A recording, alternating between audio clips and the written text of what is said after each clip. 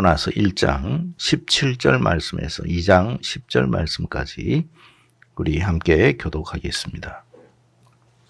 찾으신 줄 알고 17절 말씀을 먼저 받들겠습니다. 여호와께서 이미 큰 물고기를 예비하사 요나를 삼키게 하셨으므로 요나가 밤낮 3일을 물고기 뱃속에 있으니라. 요나가 물고기 뱃속에서 그의 하나님 여호와께 기도하여 이르되 내가 받는 고난으로 말미암아 여호와께 불러 아뢰었더니 주께서 내게 대답하셨고 내가 스올의 뱃속에서 부르짖었더니 주께서 내 음성을 들으셨나이다. 주께서 나를 깊은 속 바다 가운데에 던지셨으므로 큰 물이 나를 들렀고 주의 파도와 큰 물결이 다 내 위에 넘쳤나이다. 내가 말하기를 내가 주의 목전에서 쫓겨났을지라도 다시 주의 성전을 바라보겠다 하였나이다. 불이 나를 영혼까지 둘러싸으며 기품이 나를 에워싸고 바닷불이 내 머리를 감쌌나이다. 내가 산의 뿌리까지 내려 갔사오며 땅이 그 빗장으로 나를 오래도록 막았사오나 나의 하나님 여호와여 주께서 내 생명을 구덩이에서 건지셨나이다. 내 영혼이 내 소리가 피곤할 때에 내가 여호와를 생각하였더니 내 기도가 주께 이르렀사오며 주의 성전에 미쳤나이다. 거짓되고 헛된 것을 숭상하는 모든 자는 자기에게 베푸신 은혜를 버려사오나 나를 감사하는 목소리로 주께 제사를 드리며 나의 서원을 주께 갚겠나이다. 구원은 여호와께 속하였나이다. 예, 같이 10절 읽습니다. 여호와께서 그 물고기에게 말씀하신 요나를 육지에 성경은 우리에게 어리석고 미련하게 살지 말 것을 권고하고 있습니다. 어리석고 미련하게 살지 말고 지혜롭고 현명하게 살아라. 그런 말씀을 하십니다. 성경이 이렇게 말씀하시는 이유는 뭐냐면 우리가 하나님의 뜻에 순종하는 삶을 살라 하는 그런 말씀인데 우리가 하나님의 뜻에 순종을 왜 해야 되느냐 하는 그 이유는 하나님의 뜻은 궁극적으로 우리를 옳은 길, 선한 길, 복된 길로 인도하기 때문에 그렇습니다. 그러니까 하나님의 뜻은 우리를 유익하게 하기 위한 뜻이고 말씀이라는 거예요. 하나님이 우리에게 말씀하시는 것은 우리에게 해를 끼치는 말씀은 단 한마디도 없어요. 문제는 뭐냐면 우리가 하나님의 말씀을 곡해하는 경우가 많다라는 사실이에요. 그럼에도 우리가 참 어리석고 미련한 이유는 뭐냐면 계속해서 여전히 우리의 생각대로 우리의 고집대로 살고 싶어하는 그래서 하나님의 뜻을 거슬려서 계속 우리의 생각을 따라가려고 하는 그런 일들이 너무 많아요. 자, 그렇게 살면 어떻게 되느냐? 결국에는 우리의 인생, 우리의 삶이 많은 시련과 역경을 겪더라는 거예요. 그래서 이후에는 비로소 이제 깨닫습니다. 내 생각이 잘못됐구나. 내 판단이 잘못됐구나. 내가 계획한 것이 옳은 것이 아니었구나. 하나님께서 말씀하심이 옳은 것이구나. 라는 사실을 뒤늦게 깨닫는 경우가 많다라는 사실입니다. 하나님은 우리가 좀 쉽고 편한 길로 가기를 원해요.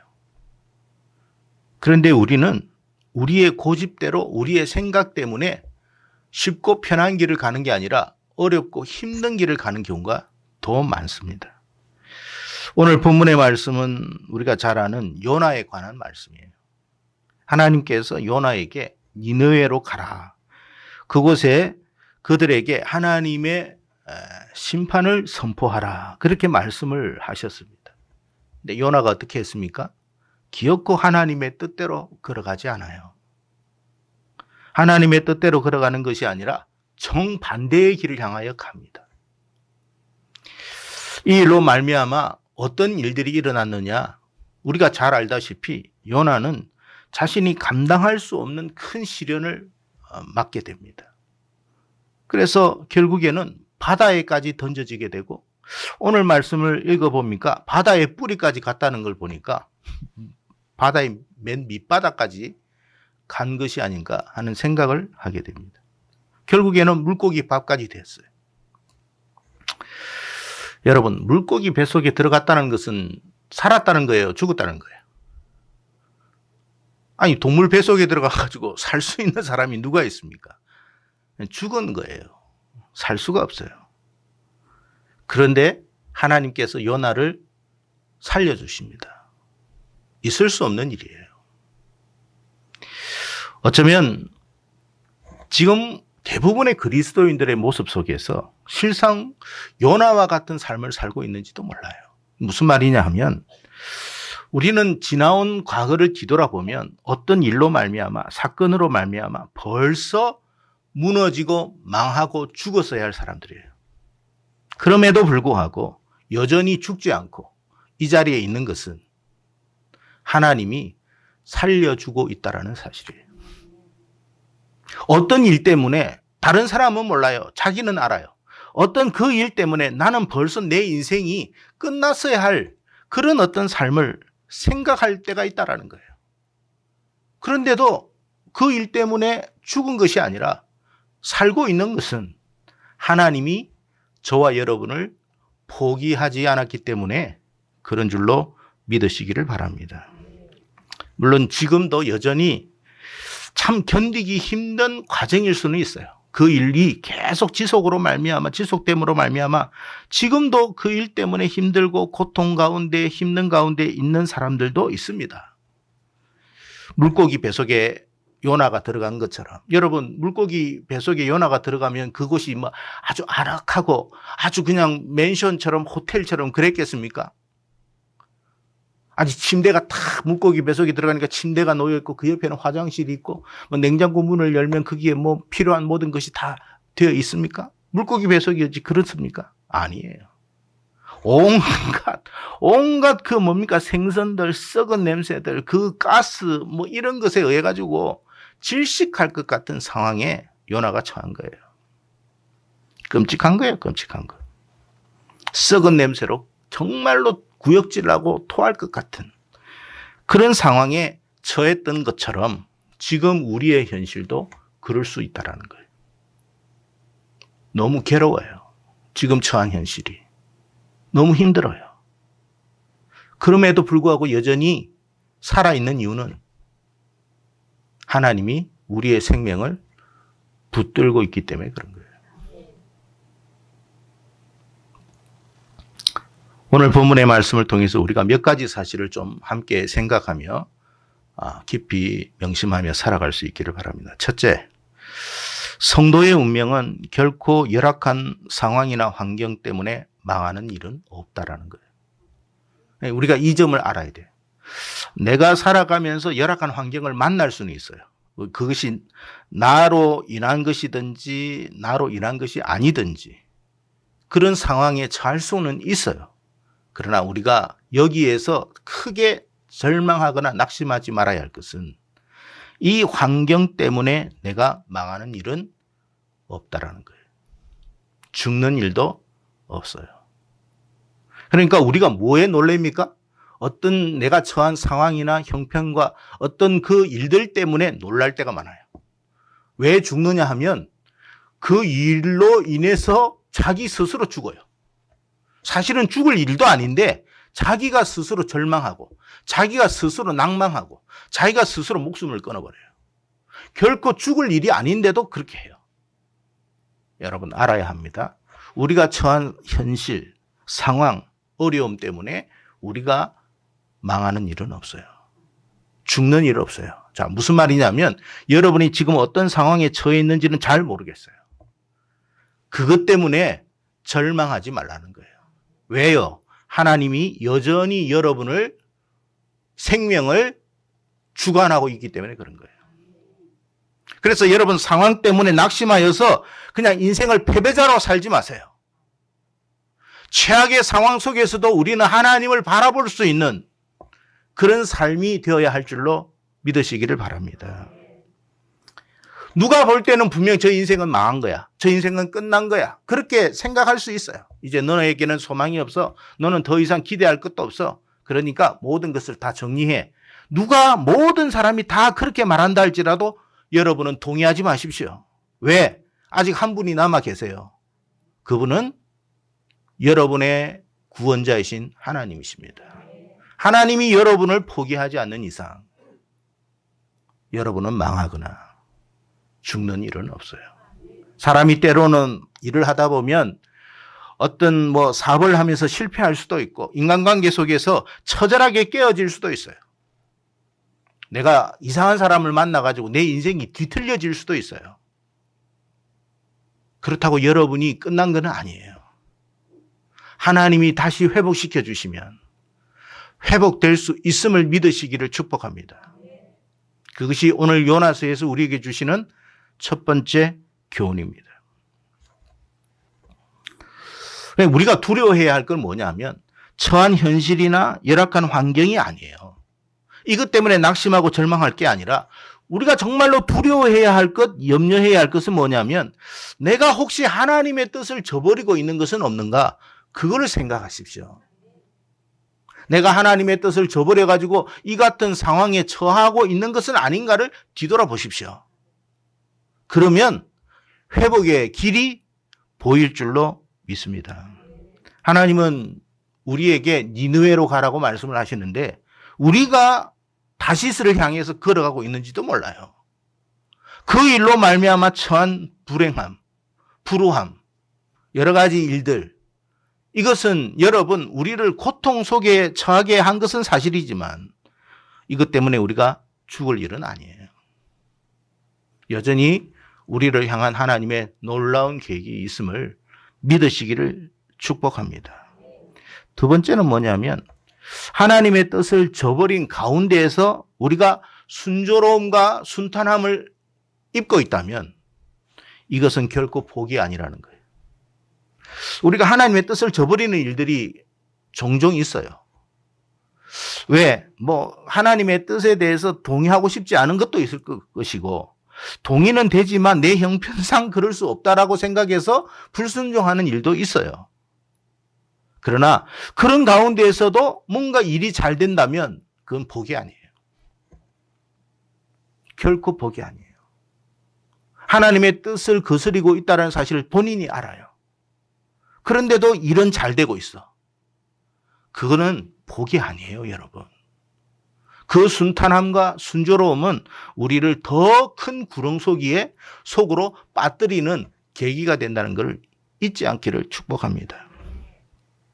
그래서 여러분, 우리가 하나님의 뜻을 저버리고 나는 참 뜻을 저버림에도 불구하고 내 인생에 아무런 문제가 없다.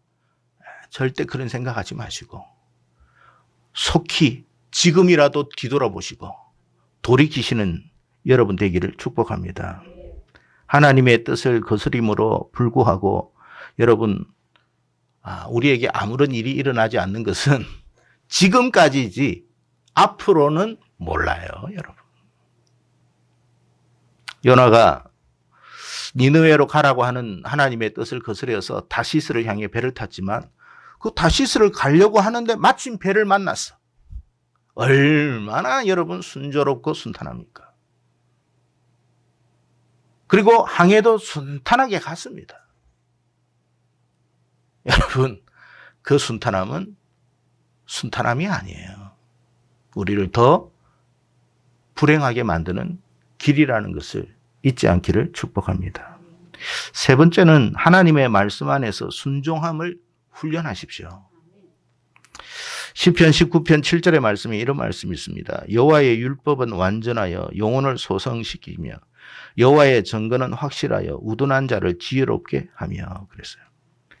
여러분, 하나님의 말씀을 우리가 왜 순종해야 하느냐 하면 이게 순종함을 통해서 우리가 복이 되기 때문에 그런 거예요. 그게 지혜로움이에요. 그래서 여러분, 우리가 하나님의 말씀을 순종하는 것을 훈련해야 돼요. 그러니까 여러분, 교회를 오는 것도 귀한 일이죠. 또 여기에서 하나님의 말씀을 듣는 것도 귀한 일이에요.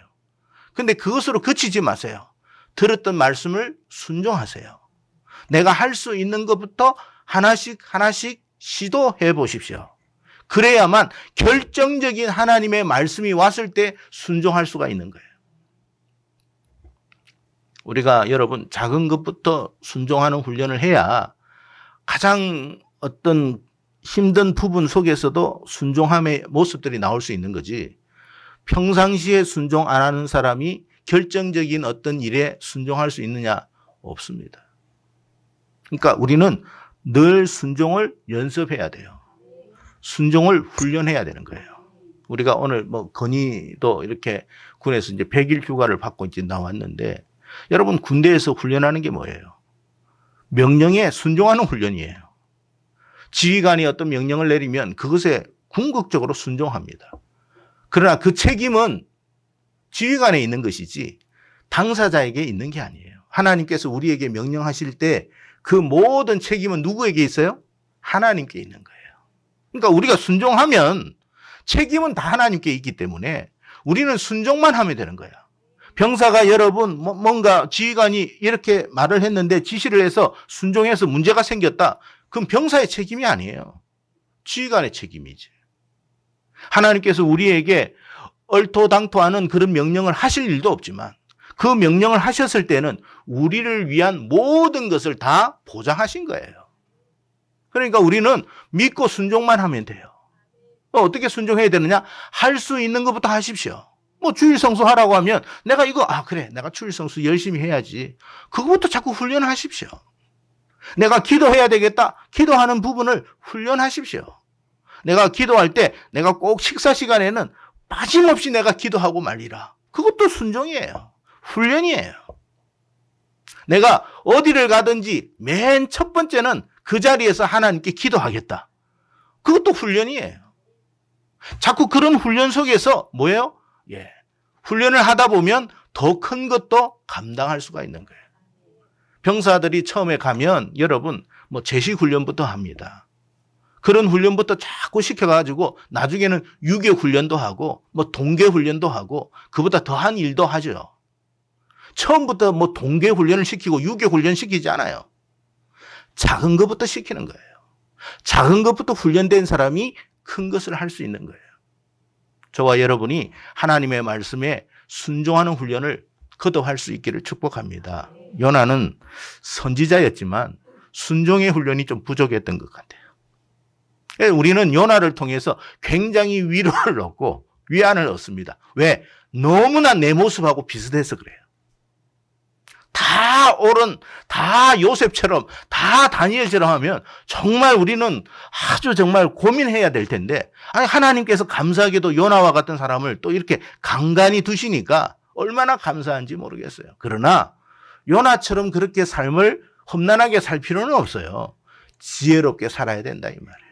그래서 우리는 말씀에 순종하는 삶을 살고 훈련하는 연습을 거듭해야 된다 하는 것입니다. 요나가 안타깝게도 어디에서 훈련을 받았느냐면 물고기 뱃속에서 훈련받았어요. 여러분 축복합니다. 저와 여러분이 물고기 뱃속과 같은 극악한 상황에서 훈련되어지지 않기를 바랍니다. 우리에게 주어진 이 좋은 환경 속에서 훈련하는 연습을 하십시오. 하나님은 반드시 저와 여러분을 훈련시켜요. 근데 굳이 뭐 우리가 물고기 뱃속까지 들어가 가지고 그 좁고 아주 악취나는 그 상황 속에서 훈련을 해야 되겠냔 말이에요. 안 되니까 그런 상황으로 몰아가신 거죠. 그러니까 지금 저와 여러분에게 편안함을 주시고 또 형통함을 주실 때 하나님 앞에 감사함으로 훈련하는 연습을 하십시오. 내가 예를 들어서 그래요. 예를 들어서 내가 예배 시간에 하나님 앞에 일찍 와서 예배 드리겠다. 내가 앞에서 예배 드리겠다. 그것도 자기와 하나님과의 연습이고 훈련이에요.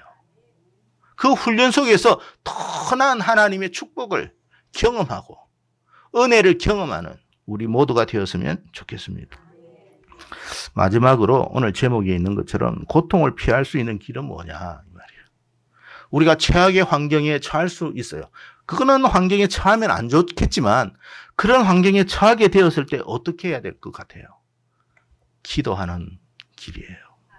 우리가 요나서 여러분 오늘 읽었던 이 모든 말씀은요. 요나의 기도입니다. 요나의 기도예요. 기도가 뭐요? 우리를 고통에서 건져낸다는 거예요. 기도는 우리에게 정말 필요한 하나님의 축복의 열쇠예요. 그래서 요나가 이렇게 기도합니다. 2장 19절까지 하나님 앞에 간절히 기도하며 하나님, 내가 하나님 앞에 쫓겨났을지라도 다시 하나님을 바라봅니다. 여러분, 이거 정말 중요한 말씀이거든요. 우리가 정말 하나님 앞에 쫓겨났는 상황에 처했다 할지라도, 그런 어떤 상황이라고 생각이 된다 할지라도, 하나님이 나를 버렸구나라고 하는 그런 생각이 든다 할지라도 여전히 또 다시 하나님을 바라보십시오. 그러면 하나님은 긍휼이 많으신 하나님이라.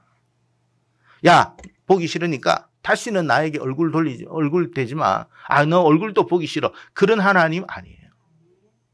우리가 하나님을 바라볼 때 다시 하나님은 우리를 품으십니다. 베드로가 그런 말을 했죠. 주여, 형제가 나에게, 사람들이 나에게 몇 번 이렇게 잘못을 해서 용서를 하면 좋겠습니까? 한 7번 정도 하면 좋겠습니까? 그렇게 질문을 했을 때 주님이 뭐라고 대답합니까? 아니다. 1년에 7번이라도 네가 용서하라. 그 말씀은 우리 하나님의 마음이에요. 우리가 여러분 하나님 앞에 뜻을 거스리는 삶은 살면 안 되지만 혹시 우리가 그래서 최악의 상황까지 떨어졌다 할지라도 그 현장에서 하나님을 바라보십시오. 하나님은 그 현장에서 부르짖는 여러분의 기도 소리를 외면하지 않는 줄로 믿으시기를 바랍니다. 왜? 하나님은 우리를 사랑하시니까. 정말 하나님은 우리를 사랑하기 때문에 그 얼굴을 바라보는 자를 절대로 외면하지 않습니다. 그래서 여러분 정말 우리에게 강력한 축복이 뭐냐? 기도예요. 저와 여러분은 이미도 하나님으로부터 이 강력한 축복의 선물을 받은 줄로 믿습니다. 여러분과 제가 여러분 하늘에 올라가서 후회할 것이 여러 가지가 있겠지만 그 중에 한 가지가 뭐냐? 진작에 이것을 알았더라면 더 기도했을 걸. 내가 왜 기도하지 못해가지고 누리지를 못했을까? 내가 여러 가지 어려움 때문에 낙심하고 절망하고 한탄하는 시간을 많이 보낼 때 그 시간에 내가 하나님을 향하여 무릎 꿇고 기도하고 은혜를 구했더라면 내가 더 나은 삶을 살 수 있었을 텐데 왜 나는 이렇게 어리석고 미련하게 살았을까? 이런 후회를 분명히 하게 될 줄로 믿습니다. 여러분, 하나님께서 저와 여러분에게 기도의 은총을 주셨습니다. 그래서 여러분 어렵고 힘든 상황에 처했을 때 낙심하지 마시고 여러분이 처한 그 현실과 그 상황 속에서 하나님을 바라보십시오. 기도하십시오. 내가 잘못해서 되어진 결과라 할지라도 기도하십시오. 하나님 용서해 주시고 은혜를 주십시오. 미련하고 어리석어서 이런 길을 선택했습니다. 그러나 다시 하나님의 은혜를 바라보니 하나님의 그 긍휼의 손을 거두지 마옵소서. 그러면 하나님은 반드시 구원해 주실 줄로 믿습니다. 그래서 여러분 오늘 말씀 2장 10절에 뭐라고 기록합니까? 여호와께서 그 물고기에게 말씀하시매 요나를 육지에 토하니라. 요나의 기도가 간절하고 요나의 기도가 하나님 앞에 상달되니까 그 어려움의 문제는 해결되었다 안 되었다? 그 즉시 해결되더라는 거예요. 여러분 우리의 기도가 하나님 앞에 상달되는 순간 우리의 문제도 끝날 줄로 믿습니다. 우리의 괴로움도 끝날 줄로 믿습니다. 우리의 시련도 끝날 줄로 믿습니다. 여러분의 고통과 여러분의 슬픔과 여러분의 모든 아픔들이 여러분의 기도로 말미암아 다시 회복되어지고 끝나는 역사가 일어나기를 바랍니다. 이것이 뭐냐? 정말 지혜롭고 현명한 삶이다. 그래서 여러분 세상 사람들에게 주지 않은 강력한 축복의 열쇠를 우리에게 주신 거예요. 네가 기도하면 네가 닫으면 천국 문도 닫히고 네가 기도하면 천국 문도 열린다. 모든 것이 기도 가운데 있으니 내가 이 열쇠를 너에게 주노라. 그건 베드로에게만 준 게 아니라 우리 모든 사람에게 주신 하나님의 축복인 줄로 믿으시기를 바랍니다. 그래서 여러분 오늘 말씀을 정리하면 우리가 이 고난 가운데 있는 이 삶 이것을 끝내는 비결은 하나님 앞에 기도하는 길밖에 없어요. 비록 우리가 하나님의 뜻을 거슬려 이렇게 최악의 상황에 직면했다 할지라도 하나님이 우리를 버린 것 아니에요. 버렸다면 벌써 죽었어요. 살아있다는 것은 아직도 저와 여러분을 향한 하나님의 크신 뜻이 있다는 거예요. 살아있기에 기도할 수 있는 거예요. 그 기도가 여러분에게 놀라운 축복으로 이어질 줄로 믿습니다. 여러분의 환경이, 여러분의 삶이, 운명이 달라지는 역사가 오늘부터 이어지는 축복이 되어지기를 주의 이름으로 축원합니다.